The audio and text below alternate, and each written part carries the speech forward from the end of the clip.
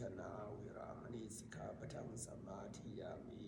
วิกาละโภชนาเวรมณีสิกขาปะทังสมาธิยามินัจจะนัจจะขีตาคีตะวาทิตาว าทิตะวิสุกะวิสุกะทัสนา ทัศนา เวรามณีสิกขาปะทังสมาธิยามิ เวรมณีสิกขาปะทังสมาธิยามิ มาลาคันทะ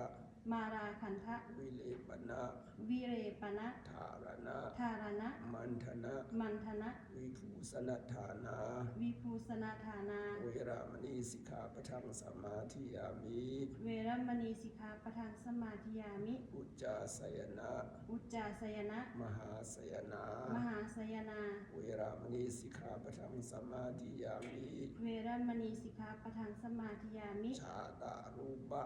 ชาตารูปะ ราชตะ ราชตะ ปฏิฆานา ปฏิคหานา เวรามณีสิกขาปะทังสมาธิยามิ เวรมณีสิกขาปะทังสมาธิยามิ อิมานิ อิมานิ ทัสสะสิกขา ทัสสะสิกขา ปทานิ ปทานิ สมาธิยามิ สมาธิยามิ อิมานิ อิมานิ ทัสสะสิกขา ทัสสะสิกขา ปทานิ ปทานิ สมาธิยามิ สมาธิยามิ อิมานิ อิมานิ ทัสสะสิกขา ทัสสะสิกขา ปทานิ ปทานิ สมาธิยามิ สมาธิยามิ สีเลนะสุขติยันติ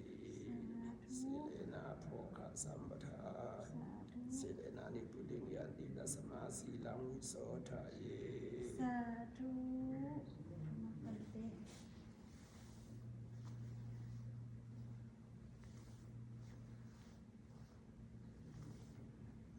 เพราะว่าตามพระอุปัชฌายโยเม อุปัชฌายโยมี พันเตโหหิ พันเตโหหิ อุปัชฌายโยเม อุปัชฌายโยมี พันเตโหหิ พันเตโหหิ อุปัชฌายโยเม อุปัชฌายโยมี พันเตโหหิ พันเตโหหิ อาสาดิเกนะสัมปาเดหิโอกาสามะพันเต อุกสามะพันเต อาสาดิเกนะสัมปาเดหิโอกาสะ อุกสามะพันเต อาสาดิเกนะสัมปาเดหิ อุกสามะพันเต กราบลงสามถือ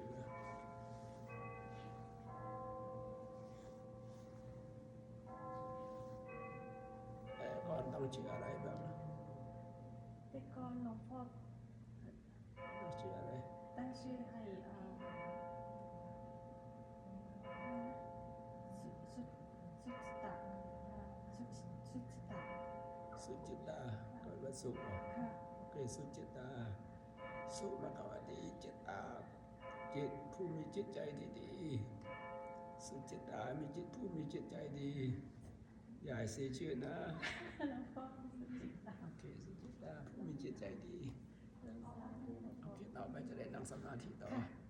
สาธุ อนุโมทนาบุญนำ